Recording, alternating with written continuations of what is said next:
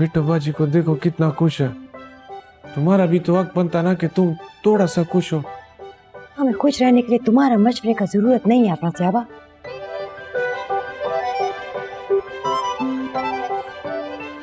मशवरा नहीं दे रहा, समझा रहा है।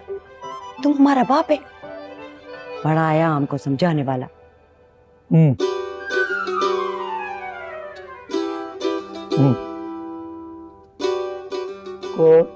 माय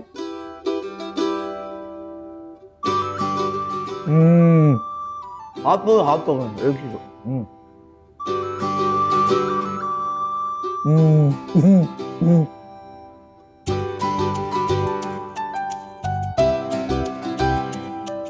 कालाजान, कालाजान, आपको ठंडे दिमाग से हमारा बात पे गौर करना चाहिए। हम लोग आपका दुश्मन नहीं है। सिंड्रेला आपसे बहुत मोहब्बत करता है। हाँ, उसका मोहब्बत करने का अंदाज थोड़ा अलग है, उसको समझने में थोड़ा टाइम लगता है। तुम अपना मुंह बंद रखो और गाड़ी में बैठो। कल हमको भी पहले लगता था कि वो गलत बात करता है, फिर बिट्टू बाजी को इतना खुश देख के हमको समझ आ गया कि हम सब गलत था और वो ठीक। कालू के जाने के बाद तो आपका जिंदगी का मकसद ही खत्म हो गया। जिंदगी आगे बढ़ने का नाम होता है। तुम हमको चाबी दो। क्या? हमने बोला हमको चाबी दो।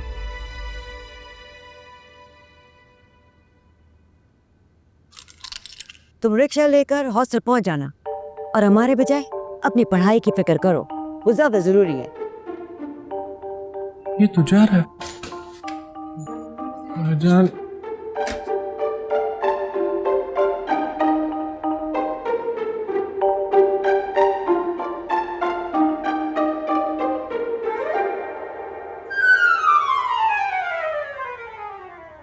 क्या?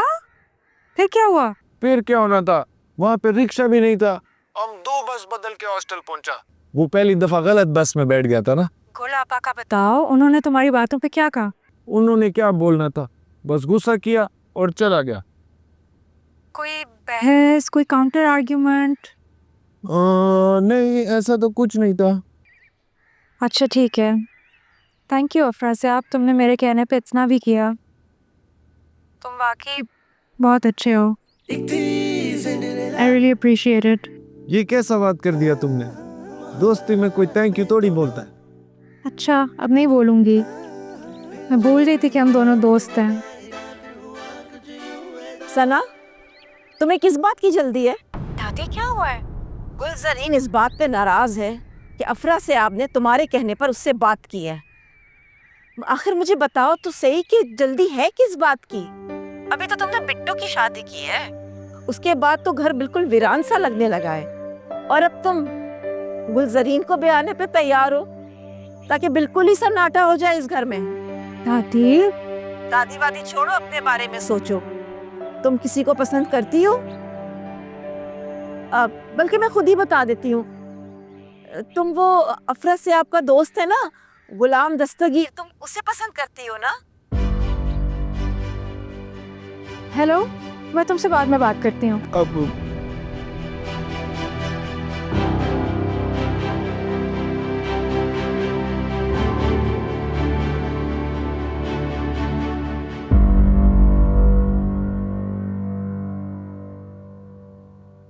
आप बैठे। मुझे कोई बैठना बैठना नहीं है। मुझे ये बताओ तुम अपने बारे में कब सोचोगी, और मुझे ये बताओ मेरा अंदाजा ठीक है ना? नहीं, आपका अंदाजा बिल्कुल गलत है। गुलाम दस्तगीर बिजनेस में इन्वेस्टर है और मेरा एक अच्छा दोस्त है, उससे ज्यादा कुछ नहीं है। तो फिर वो कौन है जिसके बारे में तुम सोच रही हो? इस वक्त वो बात अहम नहीं है, इस वक्त गुल आपा की जिंदगी अहम है। कितनी कुर्बानियां दी हैं उन्होंने हमारे लिए। अब हम अपने घर की रौनक के चक्कर में उनकी जिंदगी वीरान रहने दें? तुम्हें सबकी अम्मा बनने की जरूरत नहीं है, और इस वक्त तो इस मौजू पर बिल्कुल बात मत करना, बिला वजह घर का माहौल खराब होगा।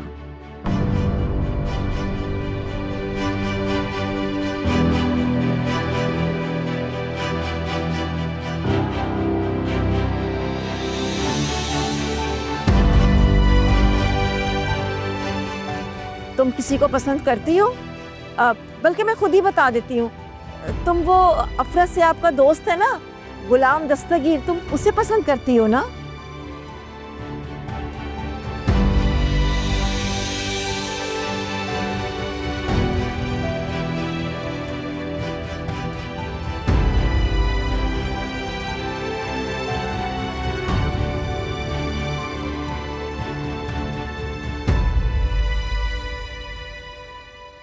हाँ भैया अफरा से आप कैसी जा रही है इम्तिहान की तैयारी? बट ये सब तैयारी तो अच्छा चल रहा है, बस आप दुआ करना कि पहला प्रॉफ निकल जाए। इंशाल्लाह इंशाल्लाह। और बताओ, क्या बताए? वो खाला गुलजरीन का क्या हाल है? कोई ससुराल वाले अब तंग तो नहीं कर रहे ना? नहीं नहीं, अब उनका दूसरा शादी बनाने का बात चल रहा है। आप दुआ करना कि वो मान जाए और कोई अच्छा सा रिश्ता मिल जाए। अच्छा ठीक है, फिर हम जाता है, क्लास का टाइम हो रहा है। ठीक है, तुम जाओ।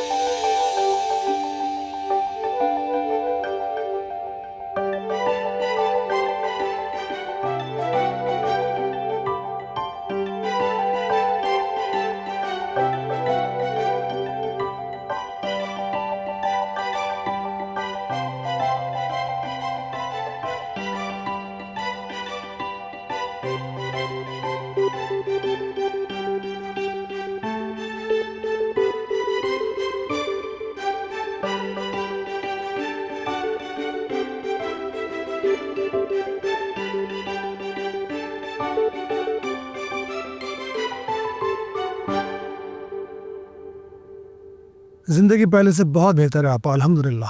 तो आप लोगों की दुआएं जो हैं। बिट्टू जी इफ्तार की तैयारियां कर रही हैं, क्यों? अच्छा अच्छा, आप पाँचों की ये ख्वाहिश है? चलें जनाब, आप कह रही तो पूछ के देख लेता हूँ। चलें, फोन रखें, मैं पूछता हूँ। अल्लाह हाफिज़। बिट्टू जी, हाँ जी। बिट्टू जी घर वालों की तरफ से एक फरमाइश आई है। फरमाइश?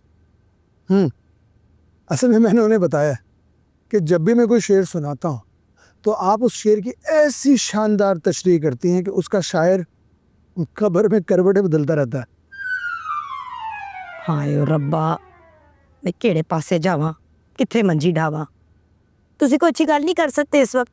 अरे कुछ नहीं होता, वो लोग तो खुश हो रहे थे, बल्कि उनकी तरफ से तो फरमाइश ये आई है कि मैं तशरीह की वीडियो बना के उन्हें भेजूं। ना रे ना, मैं नहीं वीडियो बनानी। बिट्टू जी प्लीज, मेरी पांचों बहनों की ये फरमाइश है कि हमें भाभी जी की तशरीह सुननी है। अच्छा जी। हाँ जी, रेडी है? बनाओ।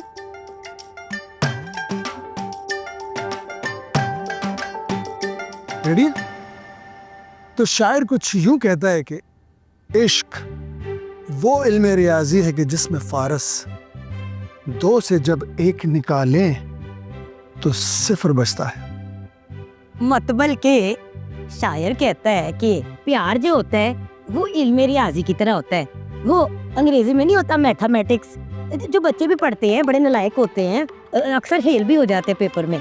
तो इसी तरह शायर की रियाजी भी बड़ी कमजोर है, इसीलिए तो वो कह रहा है कि दो में से एक निकालो तो सिफर रह जाता है। असल में से दो में से एक निकालो तो एक रह जाता है ना। बड़ा आया शायर। एक मिनट। Thank you.